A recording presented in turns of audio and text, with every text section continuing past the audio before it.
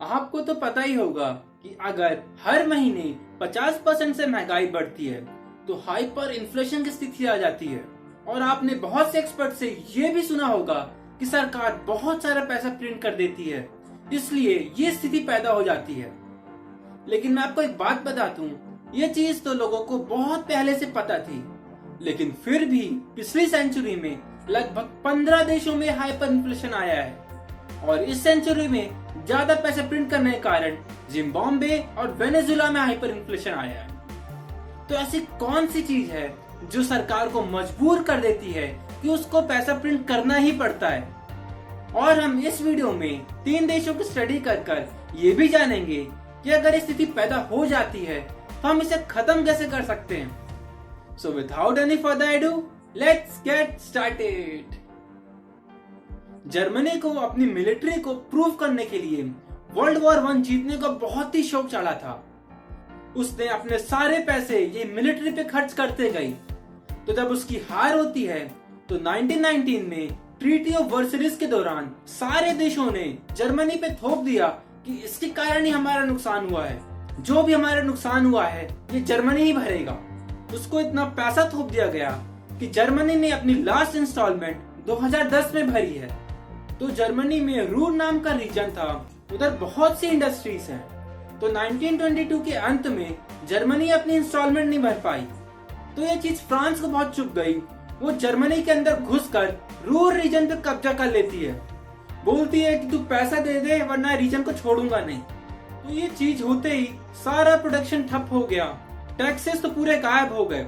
लेकिन Germany labours को बोलती है कि तुम फ्रांस के लिए काम मत करना, मैं तुम्हें वेजेस दूंगा। और वो फ्रांस को ही बोलती है कि रुको, मैं तुम्हें पैसा देता हूँ। और फिर जर्मनी अपने सेंट्रल बैंक को ऑर्डर देती है कि चलो पैसा प्रिंट करना स्टार्ट करो। तो मई 1923 में जर्मनी में 8.6 बिलियन पेपर मार्क करेंसीज थी। 7 महीनों में ही 400 क्विंटिलियन पेपर मार्क प्रिंट कर डाले। तो अब बस क्या था, पैसों की बाढ़ आ गई। $1 की वैल्यू 4.2 ट्रिलियन पेपर मार्क हो गई। लोग जब मार्केट में जाते थे तो पूछते थे, भैया ये दूध का प्राइस कितना है? तो दुकान वाला भी बोले 7 करोड़। 1 अंडे का प्राइस इतना हो गया कि 5 साल पहले उतने पैसों से तुम 500 बिलियन अंडे खरीद सकते थे। तो अब नए गवर्नर आते हैं अपने नए प्लान के साथ। उन्होंने नई करेंसी इंप्लीमेंट करी जिसमें 1 ट्रिलियन पेपर मार्क की वैल्यू 1 रेंटन मार्क होगी। तो जिसके कारण ही 4.2 रेंटन मार्क की वैल्यू $1 हो गई और हाइपर इन्फ्लेशन में कमी आ गई। लेकिन ये सेम चीज जिम्बाब्वे में काम नहीं आती है। 1980 में जिम्बाब्वे को आजादी तो मिल गई थी, लेकिन उधर व्हाइट फैमिलीज ने ज्यादातर जमीन पे कब्जा किया हुआ था। तो ये चीज जिम्बाब्वे के लोगों को पसंद नहीं आती है। वो मुगाबे से बोलते हैं कि इन लोग को भगा दो, आजादी तो मिल गई है लेकिन किस काम की। तो मुगाबे बोलते हैं रुको रुको, मैं तुम्हें बचाता हूँ। उन्होंने लोगों की पेंशन बढ़ा दी और जो भी व्हाइट फैमिलीज थी उनकी जमीन छीन कर गरीब लोगों में बांटने लग गए। तो पेंशन वगैरह के कारण बहुत ही बोझ आ गया। ऊपर से 1998 में वॉर स्टार्ट हो गया, जिसके कारण मिलिट्री में बहुत ज्यादा पैसा खर्च होने लगा, प्रोडक्शन कम हो गया। तो भुखमरी से बचने के लिए सरकार नोट्स प्रिंट करने लगी ताकि बाहर से सामान इंपोर्ट करा सके। तो फिर जिम्बाब्वे के लोग पॉवर्टी बिलियनर्स हो गए। जब लेबर्स को 1 बिलियन जिम्बाब्वे डॉलर वेजेस मिलते थे तो वो भाग के दुकान में जाते थे। लेकिन तब तक ब्रेड का प्राइस 2 बिलियन जिम्बाब्वे डॉलर हो जाता था। तो इस चीज को ठीक करने के लिए जिम्बाब्वे गवर्नमेंट ने जर्मनी का तरीका अपनाया। उन्होंने 2 बार करेंसी चेंज करी, लेकिन लोगों के बीच इतना पैनिक था कि वो करेंसीज पे यकीन ही नहीं करते थे। उनके दिमाग में ये था कि अगर हम अभी सामान नहीं खरीदते हैं कल तक और महंगा हो जाएगा। तो वो जल्दी से दुकान जाते थे और सारे सामान घर पे रखते थे। तो जिसके कारण नई करेंसी आती थी उसकी भी वैल्यू कम हो जाती थी। तो जब जिम्बाब्वे गवर्नमेंट पूरी तरीके से हार मान जाती है तो फिर वो अपने देश में US डॉलर को अपनी करेंसी बना लेती है। जिसके पास 35 क्वाड्रिलियन जिम्बाब्वे डॉलर्स थे उसको $1 दे दिया गया। तो फिर इनडायरेक्टली US का सेंट्रल बैंक जिम्बाब्वे की इकोनॉमी पे कंट्रोल करने लगा। मुझे सबसे बढ़िया ब्राजील का तरीका लगा। इसने बिना कोई यूएस की सहायता के लोगों के दिमाग के साथ खेलकर इस हाइपर इन्फ्लेशन को खत्म किया। 1980s में ब्राजील को अपना इंफ्रास्ट्रक्चर बहुत ही मजबूत करना था, तो वो अंधाधुंध इधर पैसा खर्च करे जा रही थी और उधर से ऑयल के प्राइसेस इंटरनेशनली बहुत ज्यादा हाई हो गए। तो अब एक्सपेंडिचर ज्यादा हो गया, तो उसको मीट करने के लिए इन्होंने भी पैसा प्रिंट करना स्टार्ट कर दिया। इधर तो लोग दुकान में दूसरे लोगों को एम्प्लॉय करने लगे ताकि वो समय समय पे प्राइस चेंज कर सके। तो इधर की भी गवर्नमेंट ने 5 बार करेंसी चेंज करी, लेकिन कुछ फायदा नहीं निकला। तो 1993 में एक यंग इकोनॉमिस्ट आता है, वो गवर्नमेंट से बोलता है कि रुको, मैं तुम्हें एक सॉल्यूशन देता हूँ। तुम सबसे पहले जो ये पैसे प्रिंट कर रहे हो उसको कम करना स्टार्ट करो। और लोगों के दिमाग में अभी भरा हुआ है कि अभी हाइपर इन्फ्लेशन चल रहा है, प्राइसेस कुछ देर में चेंज हो जाएंगे, हमें उनके दिमाग के साथ खेलना पड़ेगा, उनको यकीन दिलाना पड़ेगा कि इधर कोई इन्फ्लेशन ही नहीं है।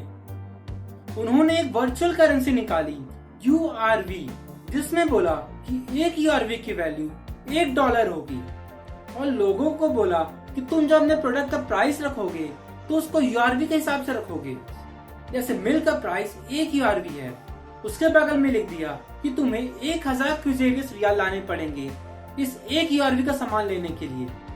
तो लोग वो 1000 क्रूजेरियस रियाल लाते हैं और वो सामान लेते हैं और अगले दिन फिर वो प्राइस चेंज कर देते थे, जिसमें लिखते थे कि 1 URV की वैल्यू 1500 क्रूजेरियस रियाल हो गई है, अब तुम्हें 1500 क्रूजेरियस रियाल लाने पड़ेंगे इस 1 URV का सामान लेने के लिए। तो लोगों के दिमाग में आ गया कि भले हम पैसा ज्यादा दे रहे हैं लेकिन सामान उसी 1 URV का ले रहे हैं। तो फिर गवर्नमेंट 4 महीनों बाद आती है, बोलती है कि तुम्हें हर दिन ज्यादा क्रूजेरियस रियाल देने पड़ रहे हैं, तो क्यों ना इसी URV को हम अपनी करेंसी बना दें। और उन्होंने फिर उसी URV का नाम चेंज कर रियाल रख दिया। फिर तब से लोग एक ही रियाल में वही 1 kg का मिल्क खरीद रहे।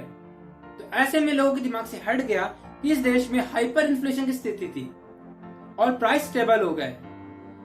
तो आपने तीनों देशों की कहानी सुन ली। तो मैं आपको एक बात बता दूं, जब इन्होंने पैसा प्रिंट किया था उससे पहले भी कुछ हुआ था, वो है इनके पास टैक्स बेस ना होना। प्रोडक्शन डाउन हो गया, जिसके कारण गवर्नमेंट के पास टैक्स ही नहीं आता था। तो इस चीज ने इन देशों को फोर्स किया कि तुम ज्यादा करेंसी बढ़ाओ। यूके में 1997 और 2008 के बीच प्राइवेट बैंकों ने करेंसी डबल कर दी थी, लेकिन उधर हाइपर इन्फ्लेशन नहीं आया। ऐसा रीजन इसलिए है क्योंकि उनका टैक्स बेस स्ट्रॉन्ग था। पिछले साल कोविड सिचुएशन में जब दुनिया की हालत खराब हो गई थी, प्रोडक्शन रुकने के कारण गवर्नमेंट के पास पैसा ही नहीं था, तो उन्होंने भी पैसा प्रिंट करना स्टार्ट किया। यूएसए ने $3 ट्रिलियन प्रिंट करा, वही जापान ने और यूरोपियन के सेंट्रल बैंक ने भी यही किया। इवन डेवलपिंग कंट्रीज टर्की और इंडोनेशिया ने भी पैसे प्रिंट करे और हमारा देश भी कगार में आ गया था पैसा प्रिंट करने के लिए, लेकिन हमारे देश ने ये रिस्क स्टेप नहीं लिया। तो जब प्रोडक्शन डाउन हो जाता है, टैक्स नहीं मिलता सरकार को, तो उसका कॉन्सिक्वेंस हो जाता है कि सरकारें पैसा प्रिंट करने लग जाती हैं। पहले थोड़ा प्रिंट करेंगी, फिर थोड़ा और ऐसे ऐसे करते हाइपर इन्फ्लेशन की स्थिति आ जाती है। तो ये थी आज की वीडियो दोस्तों। उम्मीद करता हूँ आपको वीडियो पसंद आई। अगर वीडियो पसंद आई तो वीडियो को लाइक करिए, शेयर करिए और चैनल को सब्सक्राइब। तो चलिए मिलते हैं नेक्स्ट वीडियो में, तब तक के लिए जय हिंद, जय भारत।